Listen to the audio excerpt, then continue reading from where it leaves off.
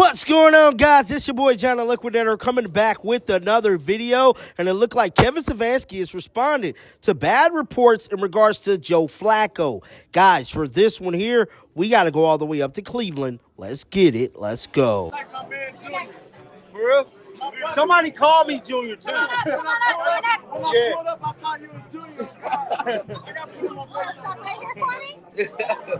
You came back saying Go on and fill in.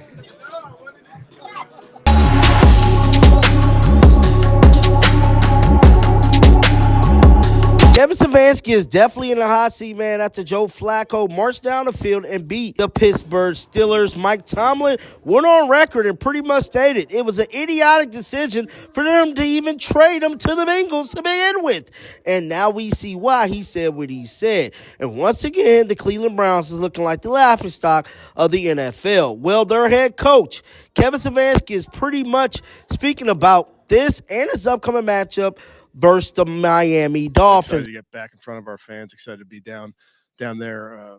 Having the support when they're on offense and the noise that this our crowd makes it so hard to operate. So it'd be nice to be back in front of our fans. So with that, I'll take any questions. Jason Graham's injury. Yeah, did something yesterday. We'll see how it responds really over the next 24 hours, 48. A knee injury. Two guys in the protocol, Gage and Jack. Yeah. Are they still in there working their way through? Working their way through. Both are progressing. As you know, you just follow those progressions, follow the protocols, follow the rules, and see where it takes us. But So there's a chance. Yes. Yeah. Interview about David this game and what he means to you guys. Yeah, obviously, Dave's a big part of this football team on and off the field and the energy that he brings. So we expect other guys to step up in his absence, but he'll be there. He'll be there on the sideline and he'll provide that leadership that he always does. Any long-term concern with Mason's injury or just day-to-day? No, day-to-day. Just being more Blake without David in there. Yeah, we have different options. Obviously, Blake's a guy that's played a lot for us over the years, and we trust. How much? I mean, you know the forecast. How much do you actually prepare for bad weather when you don't know? Yeah, over the years, what I try to do is I look at it early. So really late Monday, you're looking at it Tuesday, and then you really don't do much. You may plan accordingly, but you have to wait till later in the week because, as you know, it just changes so often when you're that far out. So when you get into Thursday night, Friday, that's when you really take a peek. And we've played in these games. We've played in the cold. We've played in the wind, rain, you name it. So it does affect the football game. It affects both teams equally. It affects certain aspects of the game equally. So like I said to you guys, and I've told the team, we don't control the weather. We just deal with it. Watch Joe Flacco and the Bengals. I did not. No, I'm definitely asleep on Thursday nights. How he did into the week. Yeah, obviously, as you know, Tom, you're always rooting for all of your friends around the league, and that really happens on a lot of teams, but really mostly focused on our team and what we got in front of us.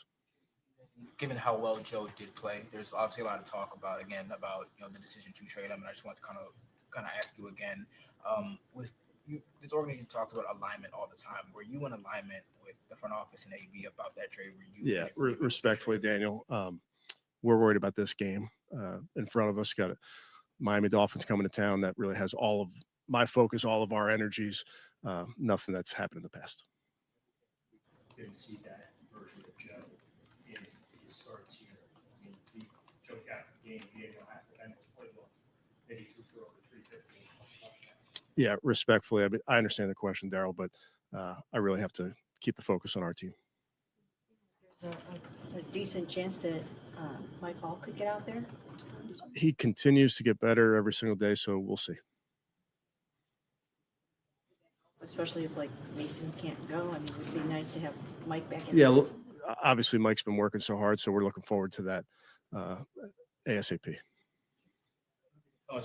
What has held him back the most? Is it been mobility? Is it? Yeah, I think that's a real injury.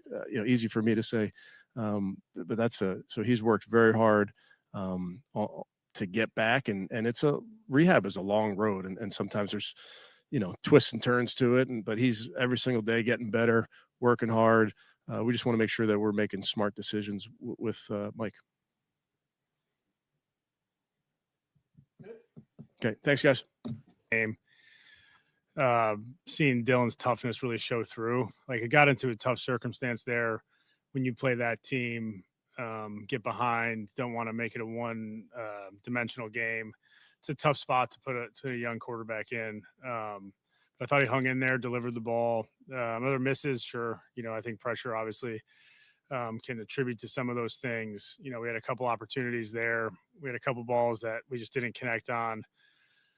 Think of the one there late in the third quarter to Harold, and then we missed one to Jerry on an extended play. So just we want to make sure that we're putting him in those positions to continue to get that work during the week. But all in all, battled tough circumstance as the game went on, but mentally I thought he was in the right place for the majority of the game, and did a nice job in a tough environment of communicating to our guys. So week to week with a rookie quarterback, you're going to build upon, what you do and what you ask of him. So going to keep trending in the, right direction with how we approach the week with Dylan. Are you, obviously, you're hoping to have David this week, and we don't know the answer to that yet. How important is he to kind of everything that you do in all aspects of your offense? Yeah, Dave's a critical part of the offense.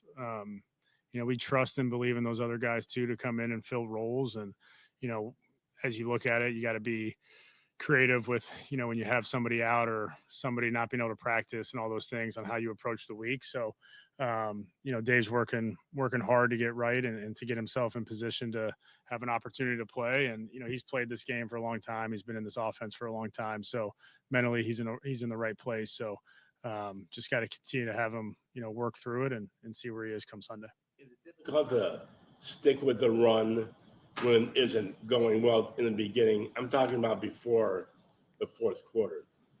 Yeah. I think our run plan, we felt confident about going into the game. They have a good front. The game takes so many turns, throughout series, whether you're getting behind the sticks or the circumstances of the game. So, certainly we had run the ball pretty effectively for a couple of weeks, and it's something that we want to make sure that we're always giving ourselves a chance to do.